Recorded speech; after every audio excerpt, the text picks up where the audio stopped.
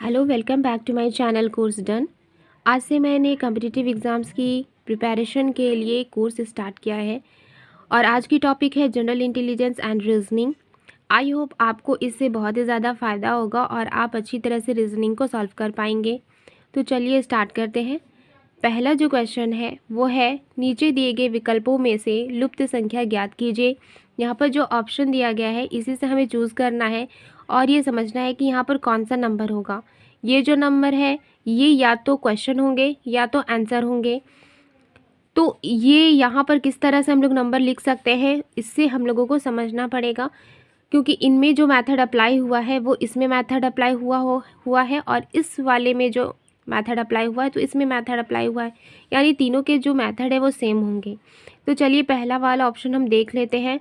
गौर से देखने पर हमें पता चलता है कि ये 9 का टेबल है। 9 का टेबल अगर 3 टाइम्स पढ़ते हैं तो 27 आता है और 6 टाइम्स पढ़ते हैं तो 54 आता है। यानी 9 के टेबल में 27 3 बार में और 9 के टेबल में फिर 54 6 बार में आता है। ठीक उसी तरह से 14 के टेबल में 42 3 टाइम्स में और 14 के टेबल में 6 टाइम में 84 आता है।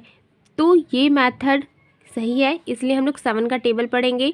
7 का टेबल 3 टाइम्स पढ़ेंगे। 7 1 7, 7 2 14, 7 3 21। ठीक है, तो यहाँ पर राइट आंसर क्या होगा? 21। क्लियर है।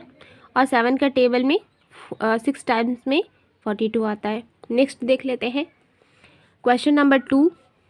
क्वेश्चन नंबर 2 में भी हमें नंबर पता करना है और ये वाला जो कॉलम है इसमें जो मेथड अप्लाई हुआ है इसमें भी हुआ है और इसमें भी, या तो ये क्वेश्चन होगा या तो ये आंसर होगा। तो चलिए हम इसे देख लेते हैं। अगर हम इसे ऐड करते हैं 6 + 3 9, 9 में 1 ऐड करते हैं तो 10 आता है और 10 को 3 से मल्टीप्लाई करते हैं तो 30 आता है। क्या ये मेथड इसमें अप्लाई हो सकता है? देख लेते हैं। 9 4 13, 13 और 1 14 होना चाहिए, बट यह 7 है यानी कि हम ऐड नहीं कर सकते। चलिए अब हम सब्ट्रैक्ट करके देख लेते हैं। 6 से हम लोग माइनस करेंगे 3 को फिर 10 से मल्टीप्लाई करते हैं तो 30 आता है। आगे देख लेते हैं। 9 से 4 माइनस करते हैं तो हमें मिलता है 5। 5 को 7 से मल्टीप्लाई करते हैं तो 35। तो ये जो मेथड है वो दोनों में अप्लाई हुआ है, तो हम इसमें भी अप्लाई कर सकते हैं। तो यहाँ पर हमें क्या लिखना पड़ेगा? 6 से माइनस करेंगे 3 को 10 से मल्टीप्लाई करेंगे तो 30। इसे इस तरह से भी समझ सकते हैं कि यहाँ जो कॉलम दिया हुआ है इसमें 6 3 10 30 है और दूसरे वाले कॉलम में 9 4 7 35 है। तो ये वाला कॉलम जो फर्स्ट वाला जो कॉलम है वो इसका दोहराया गया है, तो हम इसमें समझकर 6 भी लिख सकते हैं। तो राइट आंसर क्या होगा? 6 होगा। नेक्स्ट देख लेते हैं। नेक्स्ट वाले क्वेश्चन में भी हमें नंबर लिखना है, या तो ये नंबर क्वेश्चन होगा या तो ये नंबर आंसर है। तो चलिए पहले फर्स्ट वाले ऑप्शन को हम लोग देख लेते हैं और उसके मेथड को सेकंड वाले में अप्लाई करके देखते हैं कि क्या दोनों का सेम है। अगर दोनों का सेम होगा तो वो मेथड इसमें भी अप्लाई होगा। तो चलिए देख लेते हैं। गौर से देखने पर हमें पता चलता है कि ये जो है सबसे छोटा नंबर कौन है? 18। 18 से हम आगे बढ़ते हैं तो पाते हैं कि 18 का ये टेबल है। 18 के टेबल में 36 आता है, 54 आता है, 72 आता है, 90 भी आता है। अब यहाँ पर सबसे छोटा नंबर कौन है? 24। 24 के टेबल में 48 भी आता है।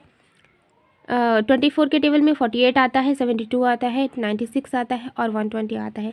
तो यानी ये मेथड इसमें भी अप्लाई होगा। तो यहाँ पर कौन सा नंबर होगा जिसके टेबल पढ़ने से सबसे पहले 62 आ जाए? इस ऑप्शन में से हमें चूज़ करना है। तो यस 31 है। तो 31 का टेबल जब हम पढ़ते हैं तो 62 आता है, 93 आता है, 124 और 155 आता है। क्लियर है। तो हमारा राइट आंसर क्या होगा? 31 है। ओके, चलिए नेक्स्ट क्वेश्चन देख लेते हैं। यदि मल्टीप्लाई जोड़ने का, स्मॉलर देन घटाने का, प्लस भाग करने का, ग्रेटर देन गुना करने का, माइनस बराबरी का, डिवाइड बड़े होने का और इज इक्वल टू छोटे होने का चिन्ह हो तो बताइए निम्नलिखित में से कौन सा सही है। यहाँ पर 4 क्वेश्चन है। चारों क्वेश्चन के जो नंबर्स हैं उनके चिन्ह को क्वेश्चन में बताए गए चिन्ह से जब हम चेंज करते हैं तो हम पाते हैं हमारा थर्ड वाला जो ऑप्शन है वो हमारा राइट आंसर होगा। ओके, नेक्स्ट क्वेश्चन है, दी गई अक्षर श्रृंखला के खाली स्थानों पर क्रम से रखने पर निम्नलिखित में से कौन सा अक्षर समूह उसे पूरा करेगा। यहाँ पर 4 ऑप्शन है, चारों ऑप्शन में से हमें एक राइट आंसर चूज़ करना है। पहले हम क्वेश्चन को ध्यान से देखते हैं। क्वेश्चन को हम ध्यान से देखने पर पाते हैं कि यहाँ पर जो लेटर है वो बार बार रिपीट की गई है। एग्जाम्पल, पी इसमें है, पी इस वाले में भी है और पी इसमें भी है, यानी पी इसमें होना चाहिए। एस इसमें है, एस इसमें है, एस इसमें नहीं है तो एस इसमें भी होना चाहिए और इसमें पहले से है। अब यहाँ पर आर है, इसमें भी आर है, इसमें भी आर है तो इसमें भी आर होना चाहिए, यानी कि जो QPSR है वो दोहराया गया है। तो यहाँ पर क्या होना चाहिए, क्यू। क्यों? क्योंकि यहाँ पर अगर क्यू रखते हैं तो 3 जो हमारे क्वेश्चन उसमें भी पहले क्यू है, सेकंड नंबर पे है पी और इसमें भी पी, इसमें भी पी, यानी इसमें भी पी होगा। ओके, और इसमें एस है, इसमें भी एस है, इसमें भी एस है थर्ड नंबर पर, तो इसमें भी थर्ड नंबर पर क्या होगा, एस होगा। फोर्थ नंबर पर आर है, इसमें भी आर है और थर्ड वाले क्वेश्चन में भी आर है और फोर्थ वाले में भी क्या होना चाहिए, आर होना चाहिए, यानी हमारा राइट आंसर क्या होना चाहिए, QPSR। तो QPSR कहाँ है, ये, तो QPSR हमारा राइट आंसर होगा। चलिए नेक्स्ट क्वेश्चन देख लेते हैं। नेक्स्ट है, नीचे दिए गए विकल्पों में लुप्त संख्या या फिर अक्षर या फिर आकृति ज्ञात कीजिए। ये जो क्वेश्चन दिया हुआ है, प्रश्न आकृतियाँ यहाँ दी गई हैं, इसे हमें ध्यान से देखना है और ये पता करना है कि इन चारों ऑप्शन में से कौन सा ऑप्शन यहाँ राइट होगा। तो चलिए देख लेते हैं। इसे गौर से देखने पर हमें पता चलता है कि ये वाला जो है इसमें ब्लैक कलर का निशान है, लेकिन वो नीचे की ओर है। जैसे ही ये दूसरी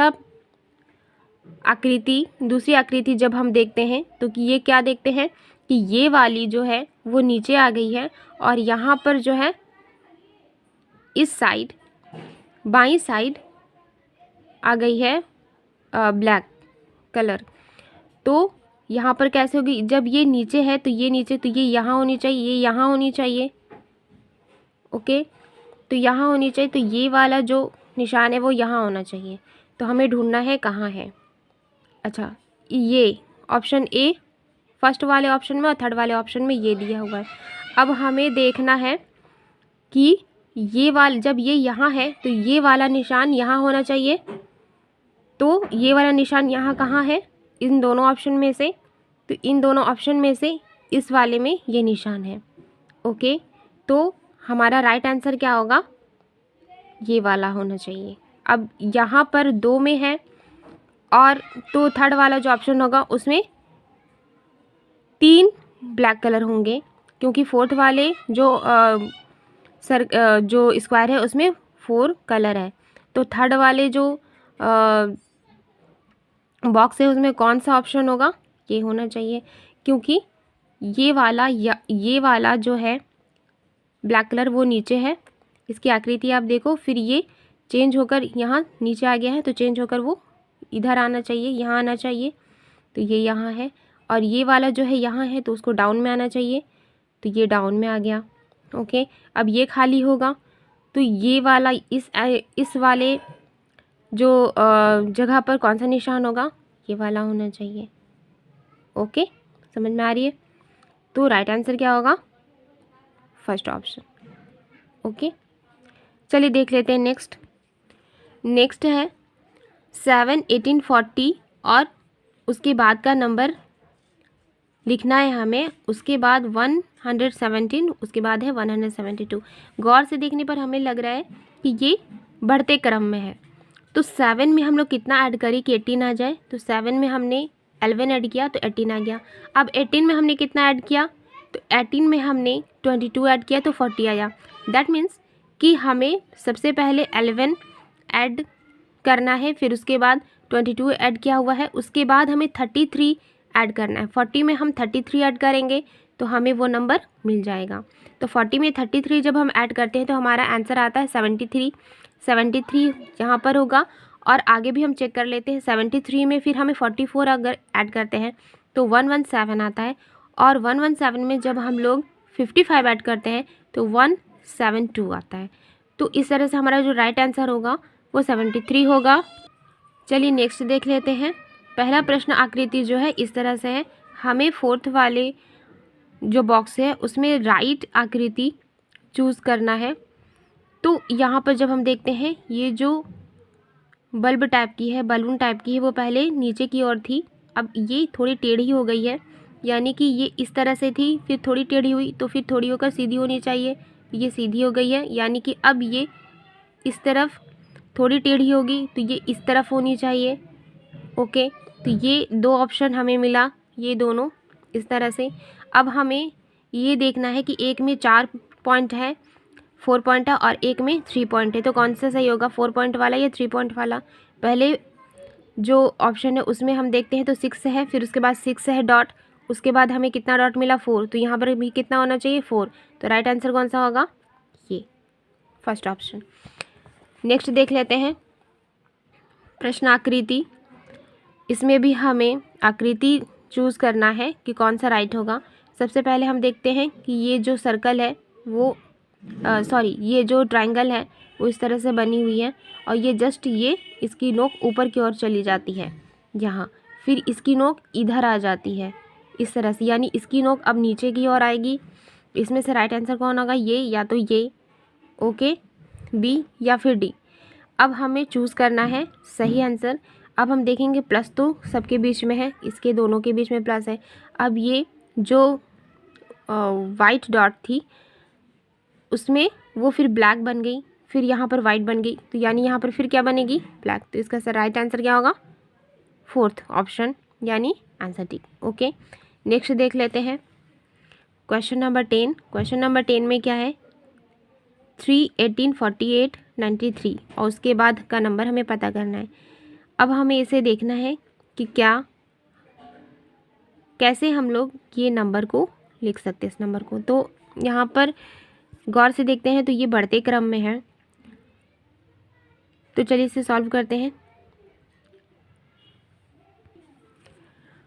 अगर हम इसे 3 में कितना ऐड करें कि 18 आ जाए तो 15, अब 18 में कितना ऐड करें तो 48 आ जाए, तो 30 ऐड करने पर हमें 48 आ जाता है।